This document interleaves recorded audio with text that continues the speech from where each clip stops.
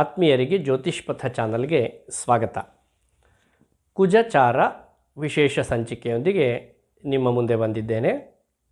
ಕರ್ಕಾಟಕ ರಾಶಿಯವರಿಗೆ ಈ ಕುಜಚಾರದ ಶುಭಾಶುಭ ಫಲಗಳನ್ನು ವಿವರಿಸುವವನಿದ್ದೇನೆ. ಆತ್ಮೀಯರೇ, ದಿನಾಂಕ 21/6/2026 12:03 AM ಮಧ್ಯರಾತ್ರಿ 12 ಗಂಟೆ 3 ನಿಮಿಷದ ಕಾಲಕ್ಕೆ ಸರಿಯಾಗಿ ಮೇಷರಾಶಿಯಲ್ಲಿದ್ದ ಅಂಗಾರಕ ವೃಷಭ ರಾಶಿಯನ್ನು ಪ್ರವೇಶ ಮಾಡ್ತಾ ಇದ್ದಾನೆ. ಇದುವರೆಗೆ ನಿಮ್ಮ ಕರ್ಮಸ್ಥಾನದಲ್ಲಿ ಇದ್ದಂತಹ ಕುಜ ಲಾಭಸ್ಥಾನವನ್ನು ಪ್ರವೇಶ ಮಾಡ್ತಾ ಇದ್ದಾನೆ. ಇದರ ಕಾರಣದಿಂದ ಯಾವೆಲ್ಲ ಶುಭಾಶುಭ ಫಲಗಳನ್ನು ನೀವು ಹೊಂದುತ್ತೀರಿ ಇದನ್ನು ನೋಡುವ ಕಾಲ. ನಿಮಗೆಲ್ಲ ತಿಳಿದ ಹಾಗೆ ಆ ಗ್ರಹರು, ಯಾವುದೇ ಗ್ರಹರು ತಮ್ಮ ಚಾರವನ್ನು ಬದಲಾಯಿಸುವ ಕಾಲದಲ್ಲಿ ಆ ಸಮಯಕ್ಕೆ ಸರಿಯಾಗಿ ಒಂದು ಕುಂಡಲಿಯನ್ನು ರಚನೆ ಮಾಡಿ ಅದನ್ನು ಆಧರಿಸಿಯೇ ನಿಮಗೆ ಶುಭಾಶುಭ ಫಲಗಳನ್ನು ಹೇಳುವುದು ನನ್ನ ಅಭ್ಯಾಸ. ಅದೇ ರೀತಿ ಮೇಲೆ ಹೇಳಿದ ಸಮಯಕ್ಕೆ ಒಂದು ಕುಂಡಲಿಯನ್ನು ಸಿದ್ಧ ಮಾಡಿದಾಗ ಕುಂಭಲಗ್ನ, ಲಗ್ನದಲ್ಲಿ ರಾಹುಮಾಂದಿ, ದ್ವಿತೀಯದಲ್ಲಿ ಅಂದರೆ ಮೀನರಾಶಿಯಲ್ಲಿ ಶನಿ, ವೃಷಭದಲ್ಲಿ ಕುಜ, ಮಿಥುನ ರಾಶಿಯಲ್ಲಿ ರವಿ ಬುಧ ಹಾಗೂ ಕರ್ಕಾಟಕ ರಾಶಿಯಲ್ಲಿ ಗುರು ಶುಕ್ರ. ನಿಮ್ಮ ಜನ್ಮರಾಶಿಯಲ್ಲಿಯೇ ಉಚ್ಚನಾದಂತಹ ಗುರುವಿನ ಸ್ಥಿತಿ ಇದೆ. ದ್ವಿತೀಯದಲ್ಲಿ ಅಂದರೆ ಸಿಂಹರಾಶಿಯಲ್ಲಿ ಚಂದ್ರ ಹಾಗೂ ಕೇತು ಇವರ ಸ್ಥಿತಿ ಇದೆ. ಇದು ಕುಂಡಲಿ. ಇದನ್ನು ಆಧರಿಸಿಯೇ ಶುಭಾಶುಭ ಫಲಗಳನ್ನು ಹೇಳುವುದು, ಜೊತೆಗೆ ಮುಂದೆ ಹೇಳುವ ಪರಿಹಾರವೂ ಕೂಡ ಈ ಕುಂಡಲಿಯನ್ನು ಆಧರಿಸಿಯೇ ಇರುತ್ತೆ. ಇದರಲ್ಲಿ ಬಹುತೇಕ ನಿಮಗೆ ಜನ್ಮರಾಶಿಗೆ ಗುರುವಿನ ಆಗಮನದಿಂದಲೇ ಮಿಶ್ರ ಫಲ ಎನ್ನುವಂಥದ್ದು ಒದಗುತ್ತೆ. ಜೊತೆಗೆ ಈ ಕಾಲದಲ್ಲಿ ಸುಮಾರು 1.5 ತಿಂಗಳುಗಳ ಕಾಲ ನಿಮಗೆ ಉತ್ತಮವಾದಂತಹ ಕಾಲ ಅಂತಲೇ ಹೇಳಬಹುದಾಗತ್ತೆ. ಯಾಕೆಂದರೆ ಲಾಭಸ್ಥಾನಕ್ಕೆ ಅಂಗಾರಕನ ಆಗಮನ ಆರೋಗ್ಯ ಕ್ಷೇತ್ರ ವೃದ್ಧಿಶ್ಚ ಲಾಭಗೆ ಜನಪದ ಸ್ವಾಮ್ಯಾಧಿಕಂ ಅಂತ ವಿವರಿಸಿದರು. ಬೃಹತ್ ಪರಾಶರೀಯ ಮತ್ತು ಜಾತಕ ತಿಲಕವೇ ಮೊದಲಾದಂತಹ ಗ್ರಂಥಗಳಲ್ಲಿ ಹೇಳಿದ ಹಾಗೆ ಉತ್ತಮವಾದಂತಹ ದ್ರವ್ಯಲಾಭ, ಒಳ್ಳೆಯ ಆರೋಗ್ಯ ಮತ್ತು ಕ್ಷೇತ್ರ ವೃದ್ಧಿ, ಭೂಮಿಯಲ್ಲಿ ಅನೇಕ ಯಶಸ್ಸನ್ನು ನೀವು ಹೊಂದುವ ಕಾಲ. ಯಾವ ಕೆಲಸ ಮಾಡಿದರೂ ಕೂಡ ಅದರಲ್ಲಿ ಲಾಭವನ್ನು ಗಳಿಸುವಂತಹ ಸಮಯ. ಇನ್ನು ಅಧಿಕಾರ ಬೇಕು ಅಂತ ಬಯಸುವ ಕರ್ಕಾಟಕ ರಾಶಿಯವರಿಗೆ ಇದು ಒಂದು ಒಳ್ಳೆಯ ಕಾಲ. ಸರಿಸುಮಾರಾಗಿ 20ನೇ ತಾರೀಕಿನಿಂದ ಜೂನ್ 20ರಿಂದ 1ರಿಂದ 1.5 ತಿಂಗಳುಗಳ ಕಾಲ ಒಂದು ಅಧಿಕಾರ ಪ್ರಾಪ್ತಿ ಎನ್ನುವಂತಹ ಯೋಗವಿದೆ. ಆದ್ದರಿಂದ ಇದನ್ನು ಬಳಸಿಕೊಳ್ಳಬಹುದು. ಜನಪದ ಸ್ವಾಮ್ಯಾಧಿಕಂ, ಒಂದಷ್ಟು ಸಮೂಹಕ್ಕೆ ಒಡೆಯನಾಗುವಂತಹ ಒಂದು ಯೋಗ ಇದೆ. ಜನ್ಮದ ಶುಕ್ರ, ಇವನ ಕಾರಣದಿಂದ ಅಖಿಲ ಸುಖ ಭೋಗ, ಇವ ಅನೇಕ ಸುಖವನ್ನು ಹೊಂದುವಂತಹ ಕಾಲ. ಅದೇ ಜನ್ಮದಲ್ಲಿ ಗುರು ಇದ್ದಾನೆ. ಇದರ ಕಾರಣದಿಂದ ಧನಕ್ಷಯ ಮತ್ತು ದೇಹ ಜಾಡ್ಯ, ಇದ್ದಕ್ಕಿದ್ದ ಹಾಗೆ ದೇಹದಲ್ಲಿ ಒಂದು ಉಲ್ಲಾಸವೇ ಇಲ್ಲ, ಜಾಡ್ಯ ಆವರಿಸಿಬಿಡುತ್ತೆ. ದ್ವಿತೀಯದ ಚಂದ್ರ ಹಾಗೂ ಕೇತು ಬುದ್ಧಿ ನಾಶವನ್ನು ಉಂಟು ಮಾಡ್ತಾರೆ. ಹಾಗೂ ಆ ಬುದ್ಧಿಗೊಂದು ಮಸುಕು, ಎಲ್ಲವೂ ನಿಮಗೆ ಗೊತ್ತಿರುತ್ತೆ, ಆದರೆ ಬೇಕಾದಾಗ ಬಳಸುವುದಕ್ಕೆ ನಿಮಗೆ ಸಾಧ್ಯವಾಗದೆ ಹೋಗಬಹುದು. ಅಷ್ಟಮದ ರಾಹುಮಾಂದಿ, ಇವರು ರೋಗ ಬಾಧೆಯನ್ನು ಹಾಗೂ ಅಗ್ನಿಭೀತಿಯನ್ನು ಉಂಟು ಮಾಡ್ತಾರೆ. ಅಗ್ನಿಭೀತಿ ಅಂದ ಕೂಡಲೇ ಬೆಂಕಿಯಿಂದಲೇ ನಮಗೆ ಅನಾಹುತ ಉಂಟಾಗಬೇಕು ಅಂತ ಏನಿಲ್ಲ. ಜಠರಾಗ್ನಿ ಅಂದರೆ ಉದರಕ್ಕೆ ಸಂಬಂಧಪಟ್ಟ ಹಾಗೆ ಅಲ್ಲಿಯೂ ಕೂಡ ಅಗ್ನಿಮಾಂದ್ಯ ಉಂಟಾಗಿ ಅಜೀರ್ಣಾದಿ ರೋಗಗಳು ಕೂಡ ಸಂಭವಿಸಬಹುದು. ಇನ್ನು ನವಮದಲ್ಲಿ ಶನಿ, ಧರ್ಮಕ್ಕೆ ಹಾನಿ, ಧರ್ಮ ಕಾರ್ಯ ಮಾಡಬೇಕಿದೆ ಆದರೆ ಅದಕ್ಕೆ ಹಾನಿ ಉಂಟಾಗತ್ತೆ. ಮತ್ತು ಅಲ್ಪ ಲಾಭ, ಅಲ್ಪ ಸುಖ, ಒಂದಷ್ಟು ಲಾಭವನ್ನು ಒಂದಷ್ಟು ಸುಖವನ್ನು ಅವನು ಕೊಡ್ತಾನೆ.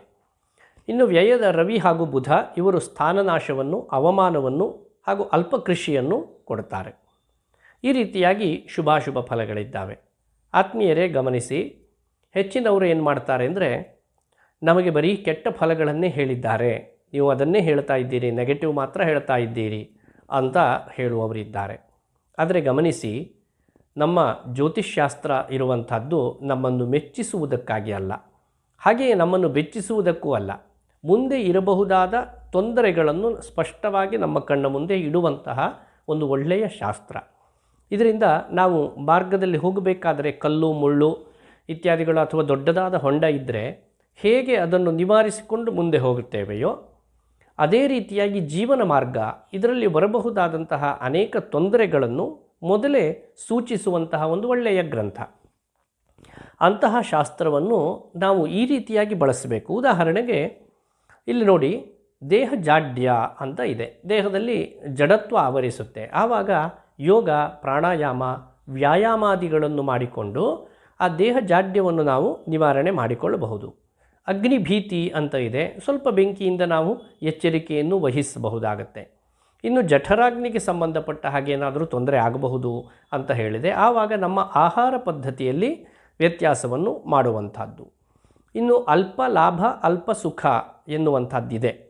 ಆವಾಗೆಲ್ಲ ನಾವು ಏನು ಮಾಡಬೇಕು ಅಂದರೆ, ಅಲ್ಪ ಲಾಭ ಅಂತ ಹೇಳಿದಾಗ ಲಾಭ ಇದೆ, ಇದನ್ನು ಗಮನಿಸಿ. ಈಗ ಲಾಭವೇ ಇಲ್ಲ, ನಷ್ಟ ಆಗುತ್ತಾ ಇದೆ ಅಂತ ಅವ್ರು ಹೇಳ್ತಾ ಇಲ್ಲ, ಅಲ್ಪ ಲಾಭ ಇದೆ ಅಂತ. ಹೆಚ್ಚು ಪ್ರಮಾಣದ ಲಾಭ ಇಲ್ಲದೇ ಇರಬಹುದು, ಇರುವಂತಹ ಲಾಭಾಂಶವನ್ನು ಉಳಿಸಿಕೊಳ್ಳುವ ಪ್ರಯತ್ನವನ್ನು ಮಾಡಬಹುದಾಗತ್ತೆ. ಇನ್ನು ಸ್ಥಾನನಾಶ, ಅವಮಾನ ಇತ್ಯಾದಿಗಳು, ಆವಾಗೆಲ್ಲ ನಮ್ಮ ವ್ಯವಹಾರವನ್ನು ವಿಸ್ತಾರ ಮಾಡದೆ ಒಂದು ಸಂಕುಚಿತವಾಗಿ ಮಾಡ್ತಾ ಹೋದಾಗ ಆವಾಗ ಇಂತಹ ದೋಷಗಳನ್ನು ನಾವು ನಿವಾರಣೆ ಮಾಡಿಕೊಳ್ಳುವುದಕ್ಕೆ ಸಾಧ್ಯವಾಗುತ್ತೆ. ಬುದ್ಧಿನಾಶ, ಇಂತಹ ಒಂದು ಯೋಗ ಇದ್ದಾಗ ಸಹಜವಾಗಿ ನಮಗೆ ಯಾರಾದರೂ ಒಬ್ಬರು ಮಾರ್ಗದರ್ಶಕರು ಅಂತಿದ್ದರೆ ಅವರು ಹೇಳಿದ್ದನ್ನು ಕೇಳ್ತಾ ಬರುವಂತಹದ್ದು ಅತ್ಯಂತ ಸೂಕ್ತ. ಈ ರೀತಿಯಾಗಿ ಇರುವಂತಹ ಅಶುಭ ಫಲಗಳನ್ನು ನಿವಾರಣೆ ಮಾಡಿಕೊಳ್ಳಬಹುದು. ಕೇವಲ ಪರಿಹಾರ ಅಂದ ಕೂಡಲೇ ದೇವತಾ ಪೂಜೆ, ಯಾಗ, ಯಜ್ಞ, ಹವನ, ವ್ರತ ಇತ್ಯಾದಿಗಳು ಮಾತ್ರ ಅಲ್ಲ. ನಾವು ಸ್ವಲ್ಪ ಬುದ್ಧಿಶಕ್ತಿಯನ್ನು ಬಳಸಿ ಅದರಲ್ಲಿಯೂ ಕೂಡ ಪರಿಹಾರವನ್ನು ನಾವು ಕಂಡುಕೊಳ್ಳಬಹುದಾಗತ್ತೆ. ನೋಡಿ, ನಿಮಗೆ ಪಂಚಮ ಅಂದರೆ ಪೂರ್ವ ಪುಣ್ಯಸ್ಥಾನ ಮತ್ತು ಕರ್ಮಾಧಿಪತಿ ಅಂಗಾರಕ, ಅವನು ಲಾಭಕ್ಕೆ ಬಂದಿದ್ದಾನೆ.